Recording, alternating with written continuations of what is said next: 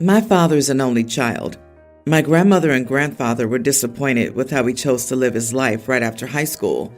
He wasted a bunch of his time and their money pursuing courses of study he didn't have any real interest in. They made sure he graduated debt-free and left him to his own devices. When he married my mom, they helped pay for the wedding and gave them the down payment for their home. My mom and dad then spent the next 20 years goofing off. When I was born, I was pretty much given to my grandparents to be raised. My maternal grandparents helped as much as possible, but they're back in Argentina. So I was basically raised as my dad's little brother, not his kid. My grandparents came to my parent-teacher meetings. They attended my sporting events. They were my parents. My biological mother passed away when I was 12. I found out weeks later since my dad didn't bother telling anyone. When I was 25, my grandparents were taken within 2 months of each other. My grandfather went last, and in his will, he left my dad $50. He donated $50,000. I got the rest. They had already paid for my education.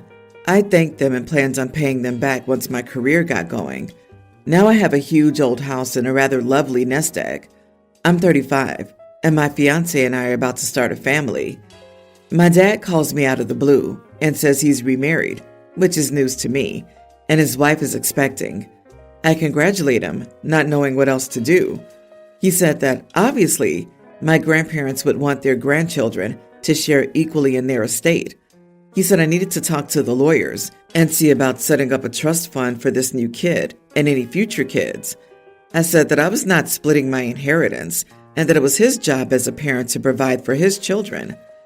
He tried saying that his parents hadn't provided for him. I asked him about his debt from 7 years of university, the money for his wedding, and his mortgage.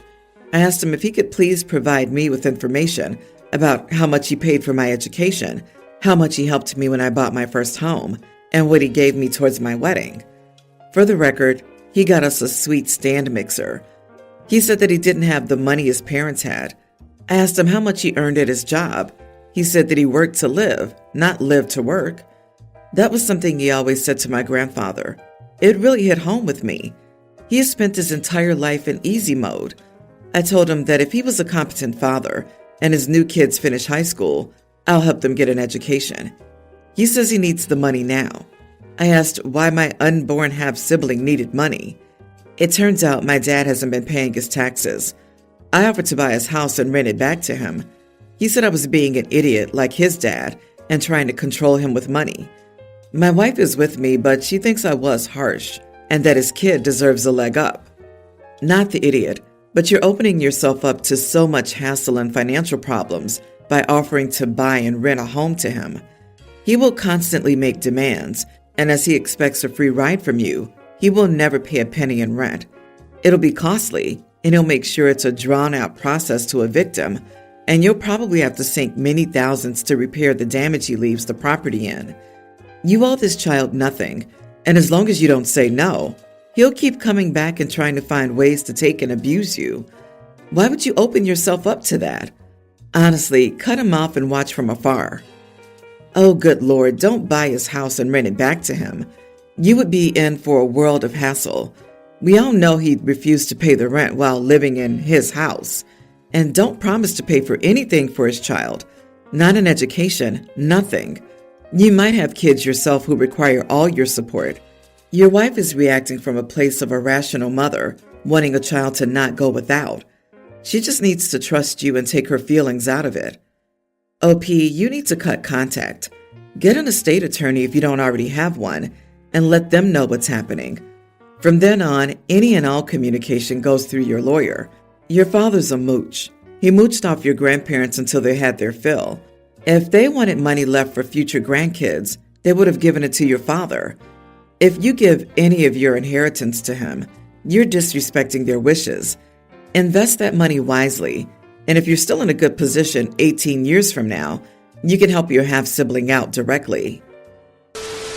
We have an old house. The stairway to the basement has a 5-inch wide horizontal ledge. Wife likes to store stuff there. I've been telling her for years it's a bad idea. Whenever I go downstairs to do laundry or put away groceries in our pantry, I make sure that ledge is empty. She always says that it's just handy and that she always means to clean it up.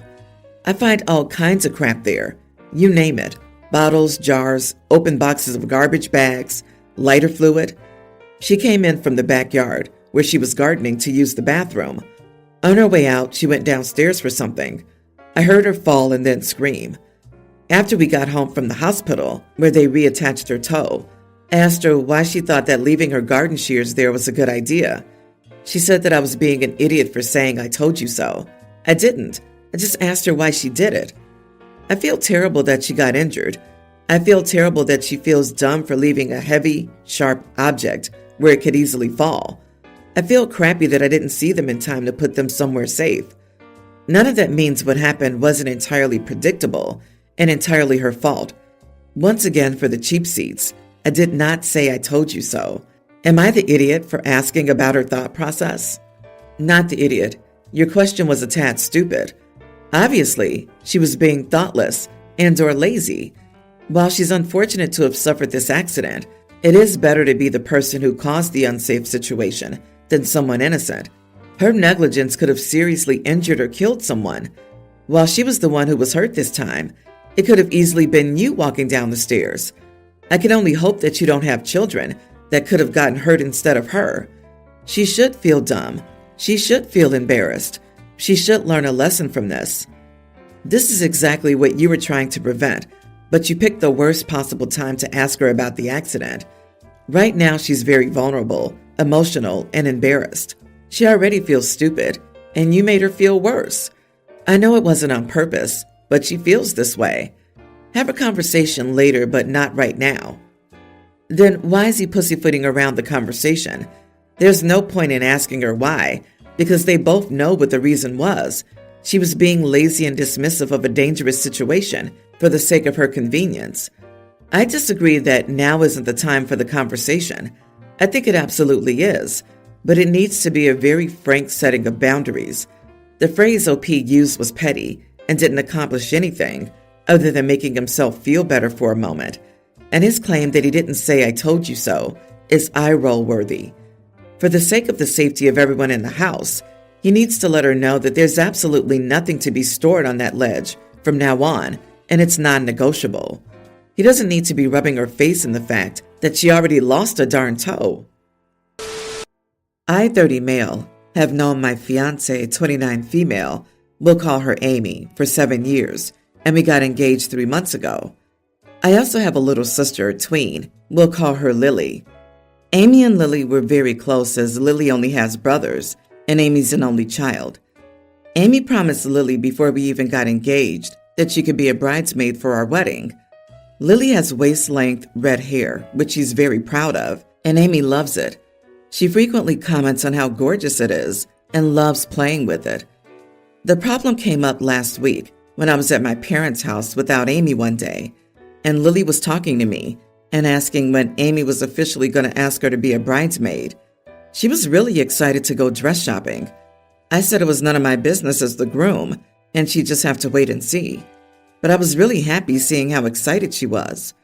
I asked Amy later on when she was planning on asking Lily to be her bridesmaid, but she hesitated, and then she said she was not going to ask her, and that she wasn't going to be a bridesmaid. I was taken aback as she'd always expressed that she wanted Lily to be a part of our wedding party. For some background, we're planning a spring wedding, and Amy's very keen on the trend of having all the bridesmaids wear a different pastel color, which is all different but ties together nicely. I know that the bridal party is completely Amy's decision and not mine, but I asked her why not all of a sudden. She said that if Lily was a part of the bridal party, she would wear a pale pink dress, which would clash horribly with her vivid red hair, and she didn't want that on all the photos. I don't think it would be that much of a problem, and I know Lily would love that dress as it's her favorite color. I asked if it wasn't possible for Lily to wear one of the other colors and for one of the other bridesmaids to wear light pink. She said she had already decided what each of the girls was wearing based on what best suited them, and it just wasn't possible for Lily to be a bridesmaid. I left it at that for the night, as I didn't want to get in a fight over it then. I've so far stayed out of the way of all the bridal party stuff, as it's completely her choice, but I was shocked by this, as Amy has already told Lily that she can be a bridesmaid. I brought it up again the next morning calmly and asked her if there was no way she could still do it, as she was so excited. Amy turned around and almost shouted in my face, though, and said she'd made her decision and that it was final, and Lily wasn't going to be a bridesmaid. I told Lily that it turned out that due to a couple of different reasons, she wasn't going to be able to be a bridesmaid, but I didn't tell her the reason why, as I didn't want her to feel like it was her fault. She didn't make a big deal out of it and just said okay, but from what I've seen of her and from what my parents have told me, she's really upset. Am I the idiot for being annoyed at my fiancé for not making my sister a bridesmaid? Danger, danger, Will Robinson. Your betrothed is being pretty heartless, casually discarding prior promises that were important to the family, putting color coordination over others' feelings, yelling at you for a polite request. You are not the idiot. Maybe she's a great person overall, but she's showing an ugly side in the situation. Everyone's the idiot here. Your fiancé's decided to exclude your young tween sister on the most important day of your life because of her tacky insistence that color scheme must take priority. You then went, I don't want to fight about this. So you went to bed and then went along with it, breaking your sister's heart and excluding her from the most important day of your life, simply because you're too lazy and too much of a doormat to actually deal with the issue and prioritize your own sibling. I bet $1 million that if you told us more about your relationship, it would become clear that there are significant issues here. Anyone willing to toy with the emotions of her young sister-in-law and throw her away because of color schemes is not someone I'd want to jump into a marriage with. I don't expect you to be aware of that. I expect you to grow a spine, prioritize your little sister, and stand up to your fiancé on this matter. My fiancé, 26 male, and I, 25 female, are having this dispute with his parents. A few months ago, his dad offered to walk me down the aisle, even though he and my fiancé's mom knew I already asked my sister to do it.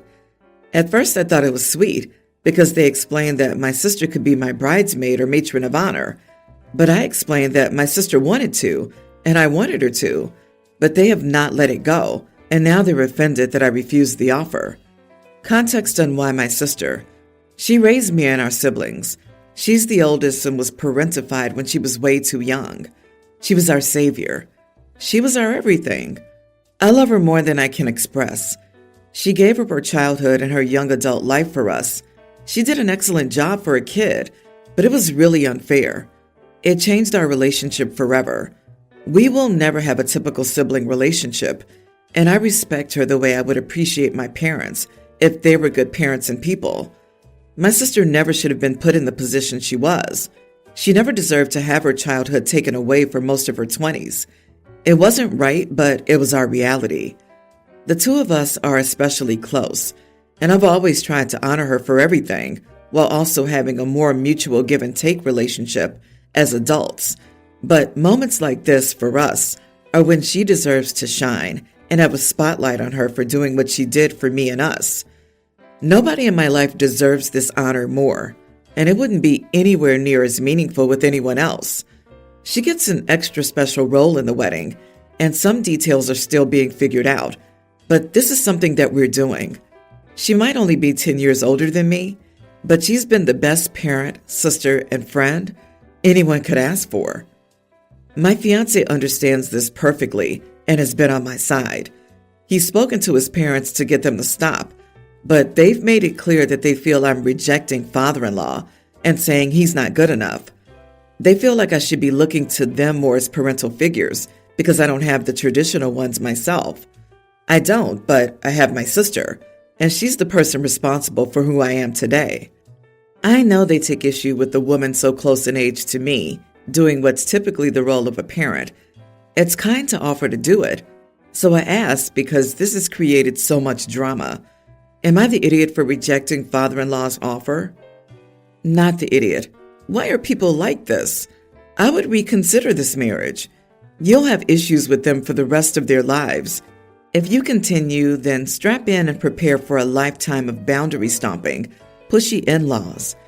If you love your husband, it can be worth it, but they probably won't get better. I appreciate your gesture, but I've already chosen my sister, who raised me, and I'm not really yours to give away, am I? Use this as an example of setting boundaries with them. No means no. Geez, why do I get the impression that this will be just the first of many issues you have with your meddling in-laws? Good luck and be thankful your fiancé has your back when dealing with his family. So, my daughter-in-law has a habit of one-upping people. At the beginning, I don't really notice it, but it's obvious now. Everyone in the family has something they're good at, and it's their thing. For example, my daughter was really into making pies. One day, daughter-in-law, I'll call her Kelly, asked for the recipes. My daughter gave them to her, and she started bringing pies to every family event, kind of kicking my daughter out of her thing. Then pushed for the family to compare them. My daughter wasn't happy. The big one that made me really notice what she was doing was when she one-upped my youngest. She was a teen then, and when all the kids hit high school, they were responsible for getting gifts for events. My youngest wasn't hiding the fact that she was giving me a knitted scarf for Secret Santa. She was a young teen and very obvious about it. The whole family knew. So on Christmas, daughter-in-law got me a very nice scarf bonus gift and gave it to me right after my youngest gave me hers. So that wasn't okay. I had a conversation with her, and she denied doing it. My son also told me he couldn't see it. Since then, more people have noticed it, and even my husband sees it. It's happened to almost every woman and girl in the family at this point.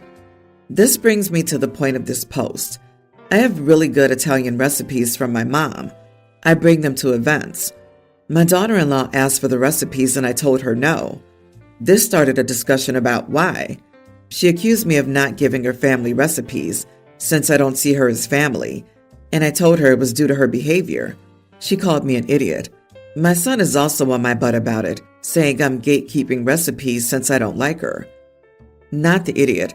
Her behavior isn't acceptable. Give her the recipes, but altered, missing ingredients, wrong amounts, etc. She can make a lesser version of it and then ask people to compare. That is so petty and messed up. Let's set a trap to humiliate her. Explain to your son that it isn't that you don't like her. It's her behavior that you find troubling, and you aren't going to enable it. Preferably put this in a letter where you can bullet point each of her instances of hurting people through her behavior so that he can't interrupt or derail you. What she did to your daughter with the scarf was unforgivably cruel, and on some level your son knows that. Give her the recipes but altered, missing ingredients, wrong amounts, etc. No, Jesus, that's not how to handle things. That's blowing stuff up. What a petty, small-minded thing to do. I know because my mother did that with her recipes, and then when friends and family said, I made that recipe but it wasn't as good as yours, my mother would literally preen. Self-serving and vicious. You should talk with your daughter-in-law one-on-one about how her actions look and how they make your kids feel. She may be acting immaturely to impress you like a daughter.